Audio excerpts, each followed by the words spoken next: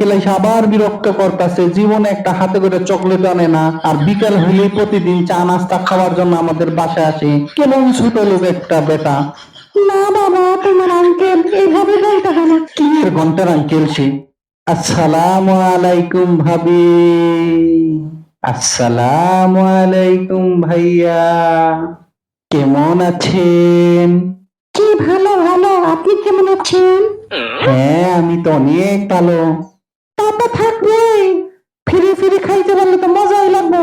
হ্যাঁ নান্টু, এভাবে কথা বলে না। আরে না না ভাবি, সমস্যা নাই, আমরাও ছোটবেলায় এমনই দুষ্ট আছিলাম। মনে হয় আমার আসার খুশিতে ভালোই কিছু রান্না বাড়া হচ্ছে। হ্যাঁ ভাইয়া, এই সামান্য আর কি। হ্যাঁ, আমি গন্ধেই তা বুঝতে পারছি। হাত গন্ধে তো বুঝতেই পারবেন, যেমন আমসল্লা মাছে বের করে আসে, আর আপনিও কিছু খাবার তৈরি বের করে আসেন। হ্যাঁ নান্টু, এভাবে বলেন আঙ্কেল তোমার। আরে ভাবি, বলতে দেন বলতে দেন, আমি তেমন কোনো রাগ করি নাই। আচ্ছা ভাইয়া, আপনি রাগ করেন না, বসেন বসেন। আরে বাবা রে, গেছে রে, ঢুকে গেছে। কি ঢুকছে? কি কি কি কি হয়েছে? কি হয়েছে? আমার কম্পাস পাইছে, দাও দাও দাও, আমার হাতে দাও। হে, বৈশাখ বারে নিংড়া করে ফেলাইছে রে। এইটা কি করছিস তুই? এইটা কি কম্পাস রাখার জায়গা? এতে আমার কোনো দোষ নাই। নিজে বাসার আগে একটু দেখা লইতে পারে না, নাকি চোখ বাড়িতে থুয়েছে? বাপের বন্ধুরা সবই একাই না, কেউ সসের উপরে বৈশা পড়ে, আবার কেউ কম্পাসের উপরে, সব নন্দ। আমি জিজ্ঞেস করতেছি, এইটা কি কম্পাস রাখার জায়গা? এইটা রাখা ছিল না ভাবি, এইটা ছিল একদম খাড়া করা, অপেক্ষা করতা ছিল দেখতেই দুইকা যাইবো। এইটা প্রি প্ল্যান, একদম প্রি প্ল্যান ছিল ভাবি।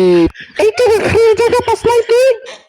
থাক ভাবি থাক, বাচ্চা এমনই করে। আমিও ছোটবেলায় এরকমই শয়তান ছিলাম। মেহমান না আসলে আমি তাদের পাছার নিচে কয়লা রাইখা দিতাম। না আঙ্কেল না, আমার চেয়ে বড় ফাজিল না আপনি। আমি তো বোমা রেখে দিছি। আমার ছেলেরে দেখো, উই অনেক ফাজিল। আমার ছেলে তো একদম সিটের নিচে ফুল ঝুরি রাইখা দেয়। কি বললেন আঙ্কেল? আপনার ছেলে আমার চেয়ে ফাজিল? ছি, ওর সাথে কথা বলে দেখেন, ওরে কয়বার আমি ধরে মারছি, সব সময় ওই ফাইজলামিটা আমার কাছে হাইরা যায়। এই দেখো, মেহমানের সাথে তোমার ছেলে কেমন করে কথা বলে। হুম উম, আচ্ছা আচ্ছা, ঠিক আছে, আপনি ওর কথা বাদ দেন, আপনি পানি নেন, পানি। আরে আঙ্কেল, ওটা কি উঠাইতেছেন? মা তো পানি উঠাইতে বলছে, ওইটা তো পানি না, আপনি তো মিষ্টি উঠাইতেছেন।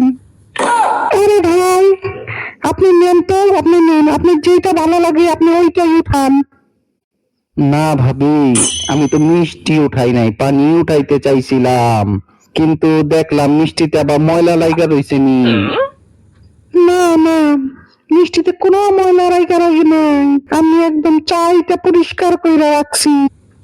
না ভাইজান, আপনি মিষ্টি নেন নেন, এটা একদম ভালো, এই মাত্র আমি ফ্রিজ থেকে বাইর করে নিয়ে আসলাম। ও আপনার সাথে দুষ্টামি করছে। বাবা, তুমি এখন যা করতাছো না, এগুলা আমি কইরা ছাইরা দিছি।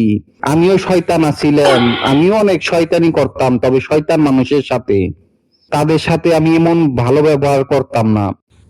মুরব্বীদের দেখলে আমিও সালাম দিতাম, কিন্তু তুমি তো সেইটাও দিলা না।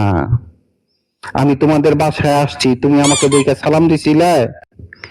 সেই লোক নাকি প্রত্যেক দিন আমাদের বাসায় এসে বিকালের নাস্তা করার জন্য চা মিষ্টি কেক খাওয়া যায়, জীবনে আমার জন্য একটা চকলেটও নিয়ে আসে না, সে আবার সালামের এক্সপেক্ট করে কি করে আমার কাছ থেকে। হে আল্লাহ, কি ছেলে আমার। থাক ভাবি থাক থাক, সমস্যা নাই। তবে ভাবি, আপনার হাতের মিষ্টি রান্না যাচ্ছিল, তার জবাব নাই, দারুণ লাগছে। না, ওইটা মার হাতের মিষ্টি না। তো ভাবি, আমি একটা কথা বলি, আমিও অনেক ফাজিল ছিলাম, তবে আপনার ছেলের মতন না। আপনার ছেলে আমার চেয়ে অনেক বেশি ফাজিল হইব, এটা লেখা রাইখেন। আমি এখনো করোনার ভ্যাকসিন নেই নাই, আমার সুই দেখে ডর লাগে দেখে। কিন্তু আজকে যেই ঘটনাটা ঘটলো, কম্পাস ট্যাকার ভিতরে ঢুকতে ঢুকতে একদম ঢুকেই গেল। এর লিগেই বলতাছি সামনের বার একটু খেয়াল কইরা বইসেন, নাইলে এইবার তো শুধু ঢুকছে, সামনের বার এই দিক দিয়ে ঢুকে ওই দিক দিয়ে বাইরে যাইবো।